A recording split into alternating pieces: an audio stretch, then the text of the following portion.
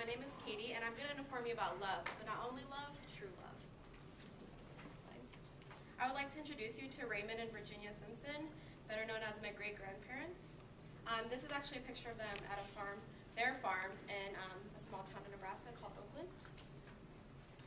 With love, we have so many misconceptions about it, and what I'm going to do is break it down to let people know that it doesn't have to always be one way.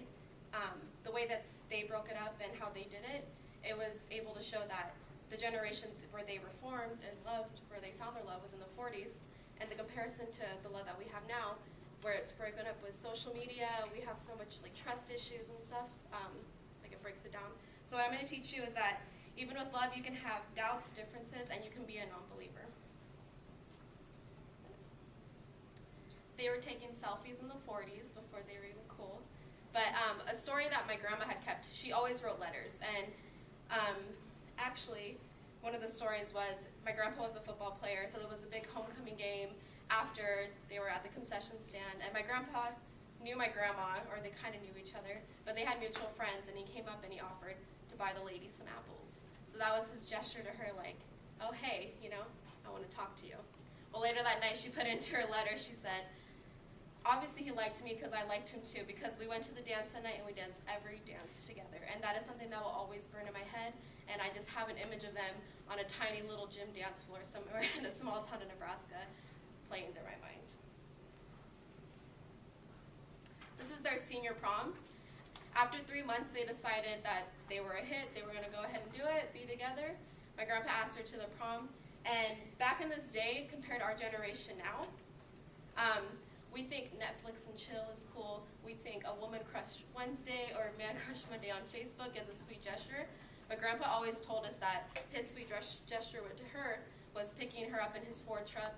He'd always bring her flowers, and their most favorite thing to do was go to the drive-in movie, and they'd always spit a box of popcorn.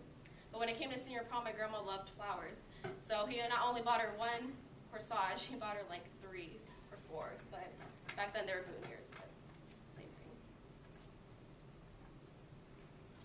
They got married after my grandma graduated high school. My grandpa was 4 years older than her.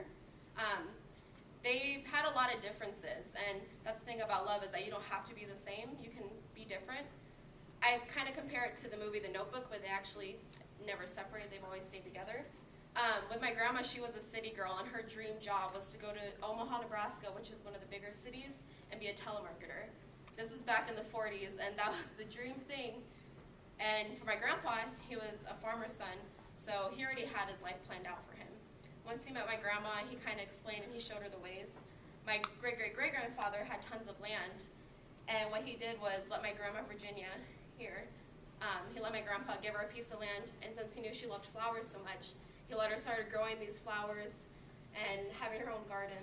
So that was one of his ways to show his love, that you know, you're a city girl, but you love your flowers, so come to my farming side, and I can show you that, you know, you can enjoy it here too. They had 4 kids.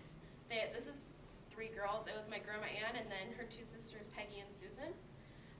With love comes compromise, and with my grandpa, he was a farmer, so his whole deal was, I need a son. I need someone to help me out when I pass away, when it's older in life, who's going to take over the farm?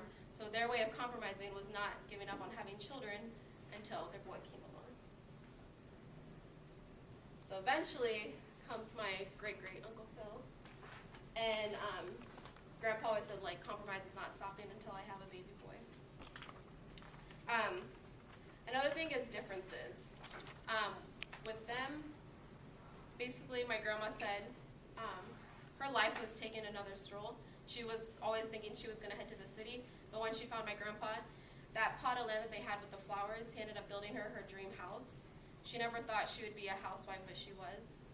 And Grandpa always said compromise was making sure that she was happy and that he was happy. So whether it was, you know, him cooking her dinner or him making sure if she needed some fabric from, you know, in town, he'd go to make those ends for her. And with him, he had a theory that they would always kiss goodnight no matter what. Even if they were so mad at each other the whole day and they ignored each other, at the end of the night, they would still sit in bed, kiss each other goodnight, and turn their ways if they had to. Because these are people who were raised in the Depression era. So my grandpa dealt with his family always fighting. Even though they were a farming family, they still had struggles and ends meet to even put food on the table. So his way of life was never letting his kids see them fight and making sure that they were always happy, whether it was they were dealing with financial struggles, personal struggles, or if something was wrong with the children.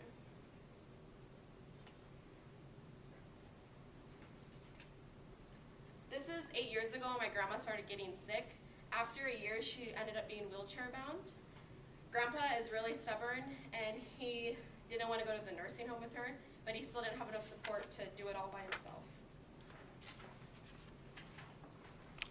And a month ago, my grandma passed away. She was buried the day before Valentine's Day, and they were married for 65 years. After all their differences and struggles, they realized that it was okay to feel unconfident about yourself. My grandma always thought she wasn't beautiful, but Grandpa made sure every day to tell her how beautiful she was, even on her last day of death. A thing that I'll never forget is the Friday before we buried her, we had to go to the funeral home to make sure her body was okay. He looked into her casket and he said, "That's not the shade of lipstick Virginia would wear." So he had the funeral parlor guy change her lipstick shade. We stepped outside of the room, stepped back inside.